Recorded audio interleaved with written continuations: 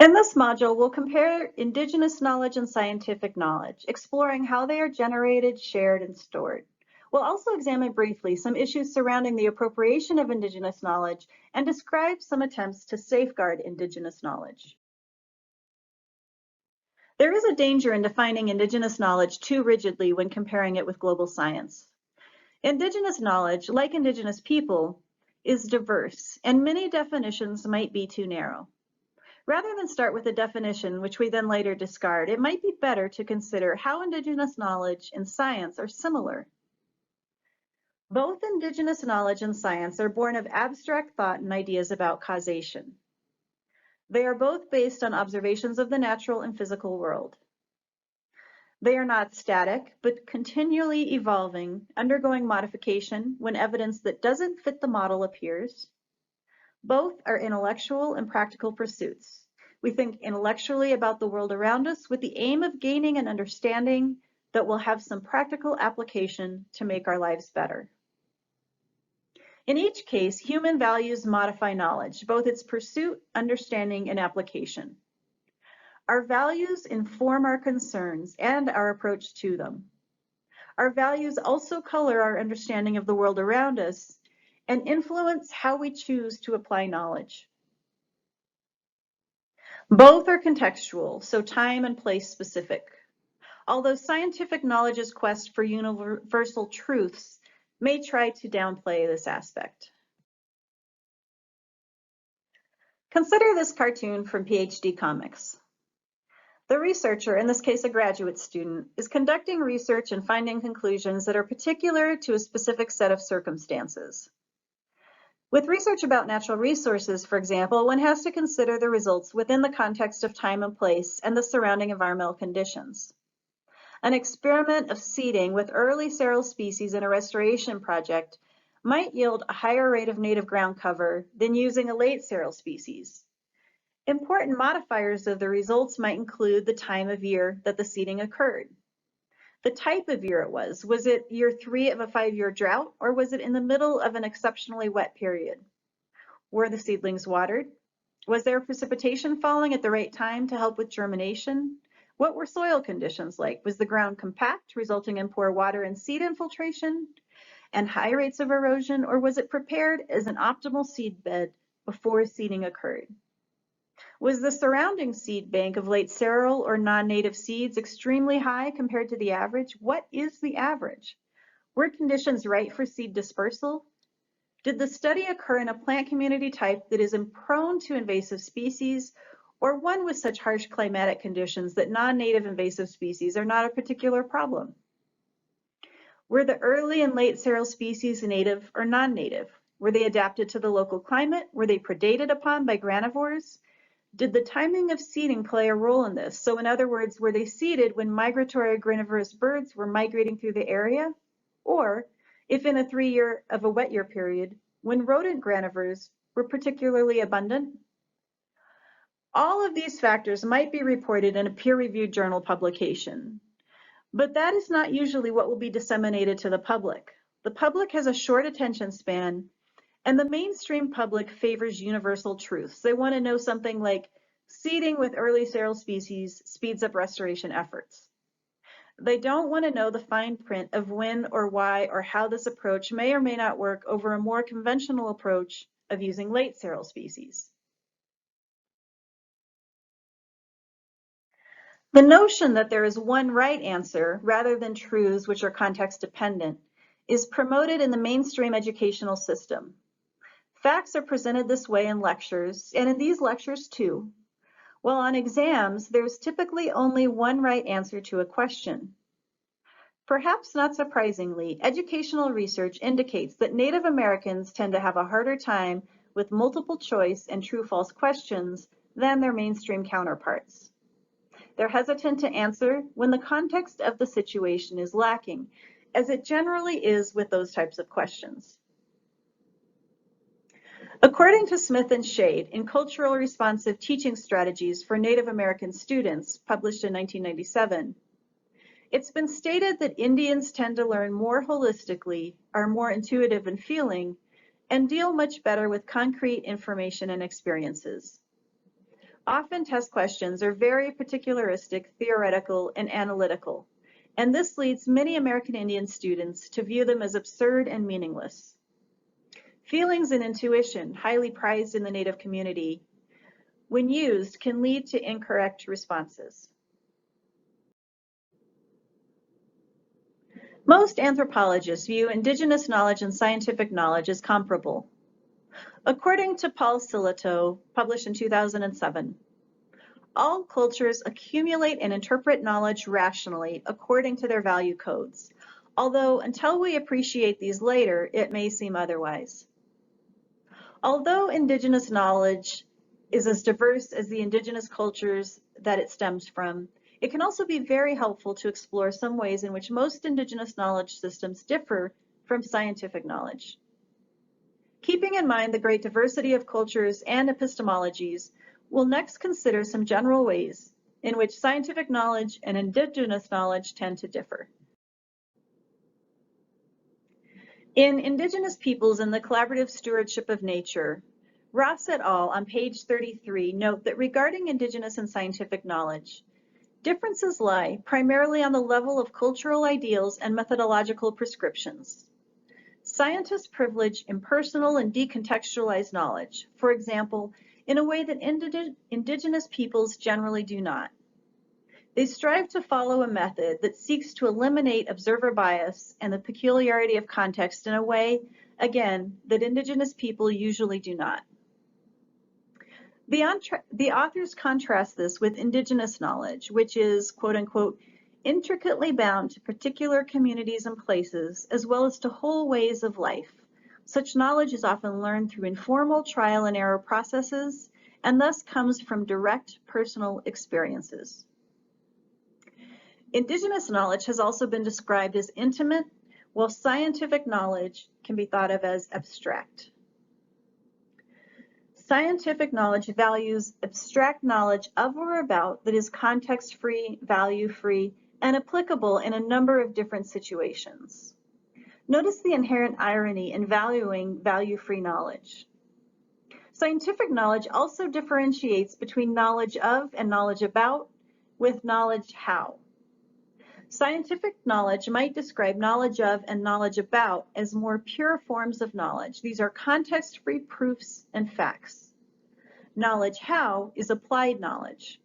It is important for sure, but it is generally not given the same respect as knowledge of and knowledge about.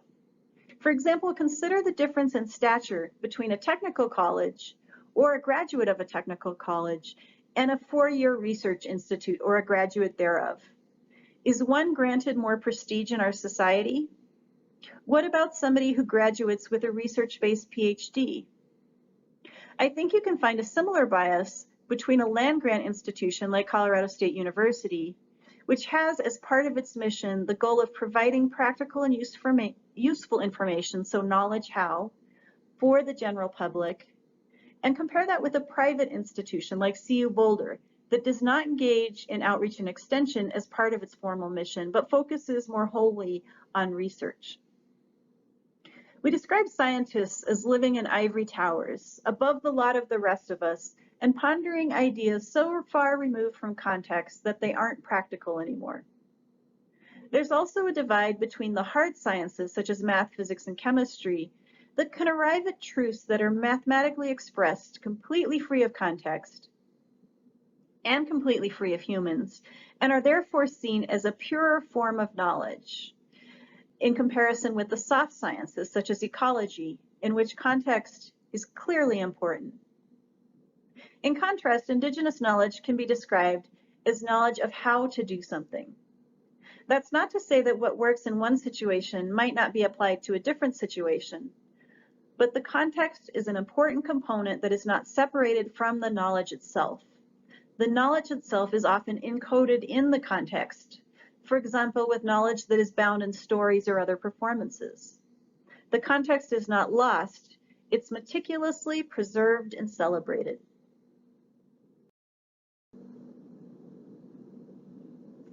Methods of preserving and transmitting Indigenous knowledge and scientific knowledge can also differ quite a lot from each other. Indigenous knowledge tends to be preserved and transmitted orally. It exists in living memories and is encoded in local songs, stories, and other performances. It's passed on from one generation to the next through the singing of songs, the telling of stories, the dancing of dances, and other celebrations and ceremonies. As we mentioned in the previous slide, the knowledge remains embedded in the context, which is not only included in the story, songs, and performances, but is also celebrated. The knowledge and the context form an inseparable whole. Spiritual beings may also play a role in the story, dance, or performance that the knowledge is encoded in. According to Ross et al. From page 34, indigenous knowledge may be informed by reference to elusive spiritual beings such as gods, ghosts, and ancestors. In contrast, scientific knowledge operates on a basis of separation of knowledge from religion or from any other spiritual connection. The Age of Enlightenment in 18th century Europe and America promoted science as the path to knowledge and wisdom that would improve the human condition. And this age disparaged superstition, myth, and religion as forms of knowledge. The Enlightenment was a cultural movement begun by intellectuals in response to abuses of power by both the state and the church. Intellectuals supported the use of reason and the scientific method as the best method of acquiring universal truths that could then be applied by man to the betterment of mankind. Scientific knowledge is preserved in texts and encoded, according to Ross et al., page 35, in formalized representations that can be manipulated according to the rules of logical inference to retrieve such knowledge. So this is referencing the scientific process, hypothesis testing, statistical analysis, etc. The most prestigious forum of scientific preservation is the peer-reviewed journal. The peer-reviewed journal vets scientific manuscripts submitted for publication by sending them to multiple scientists in the field of study that's discussed in the manuscript. These scientists review the article and comment on the validity of the methods, the analysis, and the conclusions. They look for bias and replicability. Could somebody else conduct the same experiment and get the same results? Were the variables adequately controlled such that the study and the findings are replicable, not hampered by local conditions, and do they have broad application? The formal unemotional language of a scientific writing further decontextualizes the knowledge as it is presented. Until recently, even the use of pronouns such as I and we were discouraged in scientific writing, denying the role that humans played in the research and thereby downplaying the possibility of human bias as a muddling factor or a potential source of error. A quarter of a century ago, most scientific articles were written in the passive voice, as if humans were not the instruments of action in the science being conducted. An example might be 37 surveys of known canyon run habitat were conducted and measurements of cliff length and height, distance to water, and background noise levels recorded. This type of writing has now fallen out of favor in preference to active writing, which specifies who is doing the action and is therefore much more clear. The previous sentence would now be, we conducted 37 surveys of known canyon run habitat, taking measurements of cliff length and height, distance to water, and background noise level. Now you can see that humans are participating in the research and they are in fact the instruments of the research. Indigenous knowledge tends to be social in that it is transferred from one individual to another through social ties and held collectively by social groups. Specific clans might hold specific types of knowledge collectively, or people of a certain age and/or gender may hold certain types of knowledge. Hunters, for example, will usually be the keepers of knowledge about prey activities, migratory patterns, tracking methods, and other similar forms of knowledge. Indigenous people also tend to have a holistic view of the world and of knowledge. Indigenous knowledge is based on a qualitative assessment of a large number of variables. It's complex and interrelated. Things are neither bad nor good, but exist in a delicate balance. There may be some types of knowledge that are specialized and not held collectively. Elders, for example, may hold specialized types of knowledge and that is important in spiritual rituals. Perhaps the keeper of this knowledge must be appropriately groomed before they can receive the knowledge. Some groups may hold specialized knowledge closely and not share it with outsiders out of a fear of resource competition. Keeping the knowledge to themselves may give them a competitive edge over their neighbors or assure them a greater take in the resource. Scientific knowledge, in contrast, is specialized and concentrated. Often it's a quantitative assessment of a small number of variables. Scientific research often attempts to reduce bias by limiting the number of variables. In other words, reducing the complexity and the interrelated whole to single relationships that can be studied in isolation. The Western construct of science is one of narrowly defined disciplinary fields in which one becomes a specialist in a certain area. Forest economists, for example, will not be willing to give opinions on fire ecology, and fire ecologists may specialize in fire ecology of coniferous forests in the western United States as opposed to deciduous forests in the eastern United States. There is increased respect for interdisciplinary fields today in science, but there's still a perception that people who tend to be interdisciplinary gain in breadth of knowledge at the expense of their depth in any one area. As a result, they're less likely to be considered expert in a field, as they lack the depth that expert status requires. Indigenous knowledge has focused on living within a system, and it views humans as one small part of that system with limited abilities to affect it. According to Ross et al. On page 35, Indigenous knowledge has helped its practitioners to manage their lands relatively sustainably across large expanses of time. When practices have not been sustainable, people have had to learn, adapt, and alter their course. And we discussed earlier in the course how this might happen, for example, with the development of a perception of preserving a resource, for example, when one didn't used to exist. Perhaps when bison populations became smaller, it became harder to hunt. There may have been the creation of a viewpoint of using the whole animal, of not being wasteful.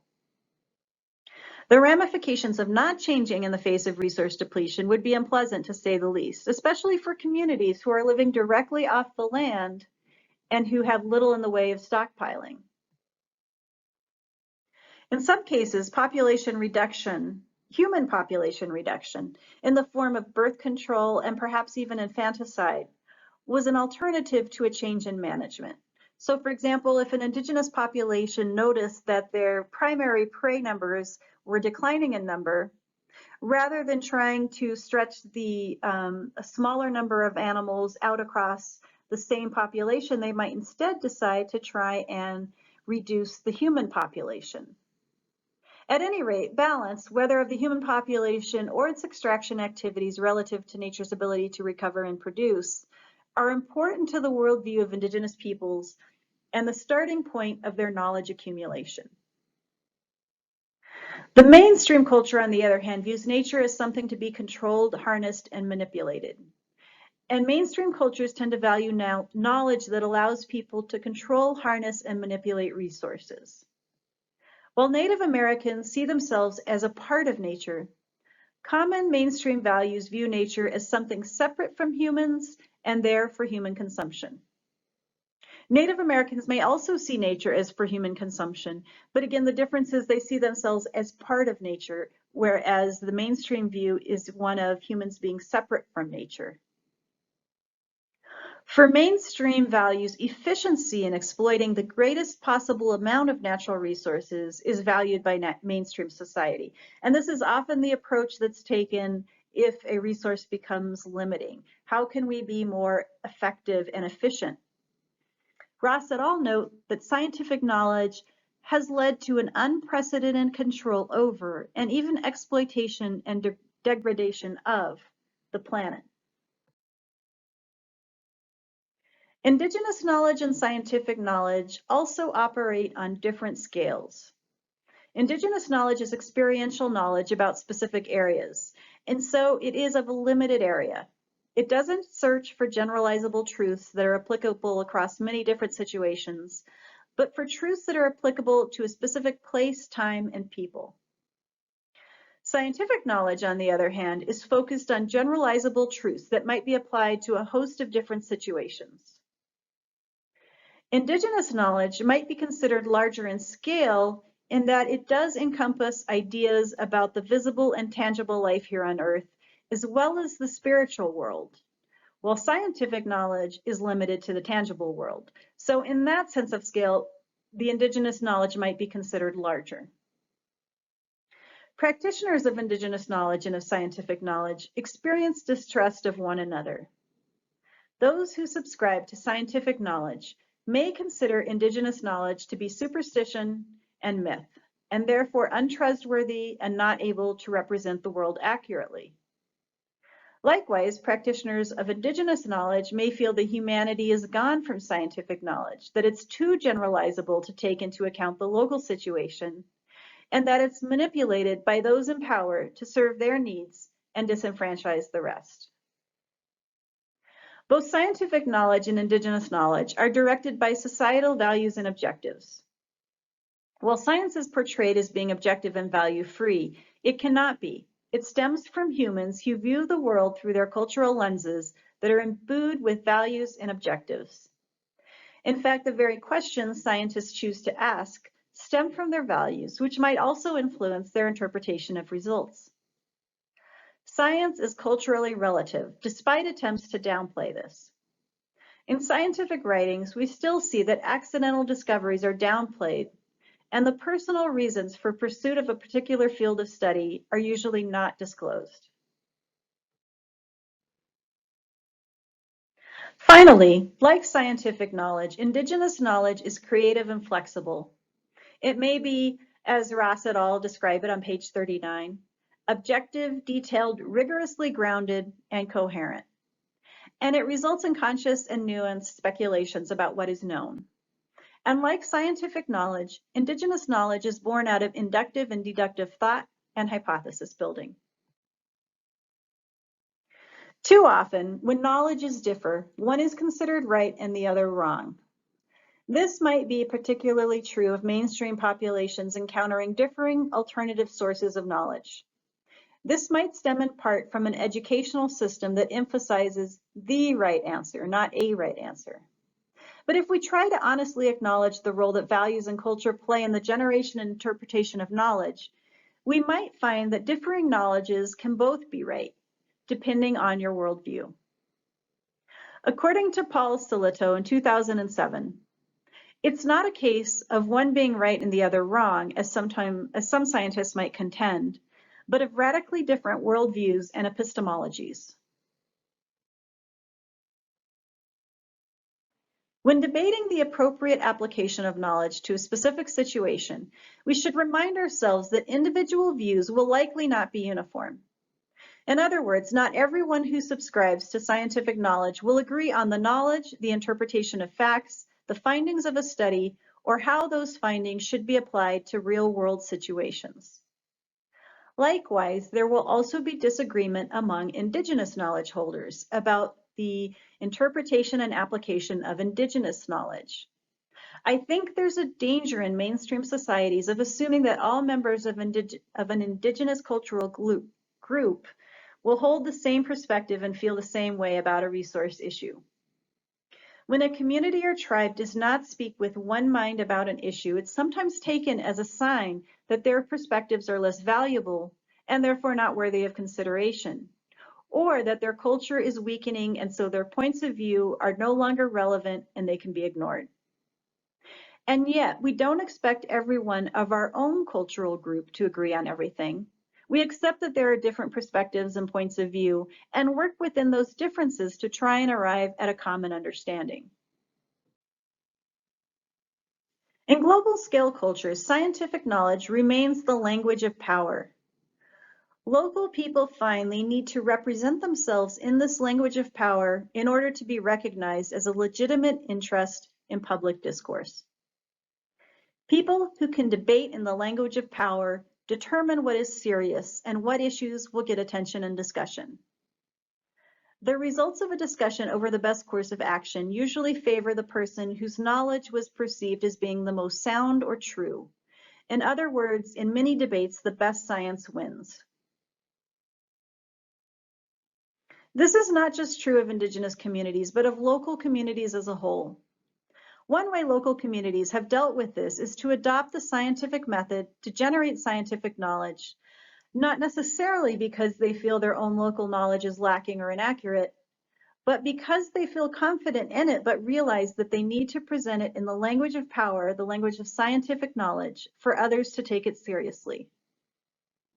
One example of this comes from Colorado ranchers who have started to employ university-approved range monitoring practices to track the condition of their land and the allotment land that they use. They are not adopting these range monitoring practices in the hopes of learning more about the range and their impacts on it. The ranchers feel they already have an adequate understanding of that based on their experience, observation, and economic results. They're employing these methods and collecting this data so that they can show federal agencies that their management practices are sound in the language of power, so that of science, and thus have their perspective count as much as a research scientist or a federal land manager's. Sometimes they say, if you want to take part in the conversation, you need to have a graph. Local knowledge may also be affected by what locals feel more powerful groups want to hear. When environmental goals overlap with Indigenous goals, and if the Indigenous population views the environmental group as having more power to affect decisions and divert resources, the local population may present themselves and their knowledge in ways that they believe will be appealing to the environmental group. Dove et al. In 2007 describe an example in Indonesia in which local representatives from 3 ethnic groups downplayed ethnic divisions between them, presenting themselves as more amicable and cooperative than they truly were. And they also described harvesting practices not as they traditionally occurred, but as they felt the environmentalists would like to hear. For example, they said when harvesting infected wood for perfume, that they cut out only the infected part of the tree for sale to the perfume and incense manufacturer, leaving the rest of the tree to recover. In fact, the traditional method was to fell the entire tree. In the same case from Indonesia, Dove et al. Noted that those who worked closely with researchers and with non-governmental organizations tended to use romantic expressions such as, "The forest is to us as milk is to a baby." These expressions are non-traditional images in the local culture, yet they were adopted by the local culture in large part to appeal to the environmental group. They were trying again to speak in the language of power, or in a way that appeased those who did speak in the language of power. Members of the group also frequently mentioned a plethora of medicinal plants and their knowledge of them because they knew that appealed to the environmental group members, so they were trying to impress them. They were in effect portraying themselves as ecologically noble savages, which the authors describe as a strategy by which Indigenous people protect themselves against global scale society while taking advantage of some of the benefits of being Indigenous. In this case, the power imbalance between global society and the Indigenous society led to the Indigenous group adjusting its image to appeal to the more powerful environmental group. Indigenous groups are quite sensitive to knowledge appropriation. Earlier efforts at collaboration often included local knowledge, but not local peoples, their values or goals. In addition, local knowledge was sometimes appropriated by members of the global culture, who then wrote about the local knowledge in the language of power and published it in peer-reviewed journals. This results in accolades, prestige, and funding for the scientists, while the local population that generated the knowledge receives no recognition, no accolades, no power, and no funding. Many tribes today discourage research done by outsiders on their populations or reservations. They intend instead to keep those research questions for members of their own tribe who might one day want to research them and learn and earn the accolades, prestige, and funding for themselves. Indigenous peoples might also be distressed to find their local knowledge presented absent of the context that is so important to it. In addition, if the context is not understood by outsiders or the spiritual element inaccessible to people outside the culture, they may prefer to hold it locally, where it is meaningful to those that possess it. In some cases, the products of Indigenous knowledge have been patented by individuals of global scale cultures and then rendered inaccessible to the indigenous peoples, who find they must pay to access the knowledge they created. Perhaps this occurs most frequently with seedling varietals that were created by indigenous farmers over generations and across communities. Academic knowledge was traditionally put in the public domain. More and more, however, patents are encouraged in academia, which restrict freedom of use of the knowledge to patent holders and those that they choose to license. This is promoted as an economic benefit to scientists and research universities. Could this be a way to safeguard indigenous knowledge as well? No, local knowledge may be held by one person, a few people, or more commonly, held by a community as a whole, and even beyond the community. It might also be published in ancient texts and be in the public domain already, as in the case of Ayurveda.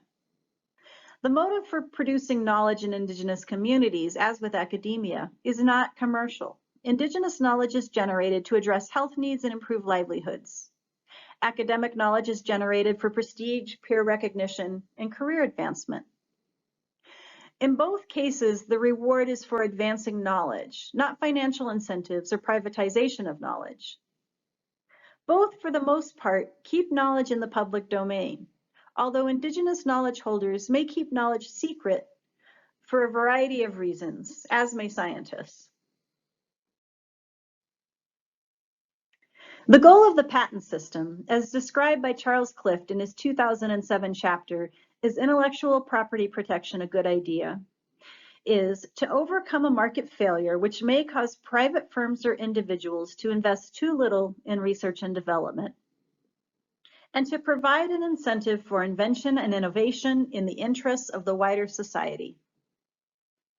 Concerns regarding the protection of traditional knowledge stem from less from incentive and innovation and more from equity. Traditional knowledge is produced with the goal of improving people's health and livelihoods.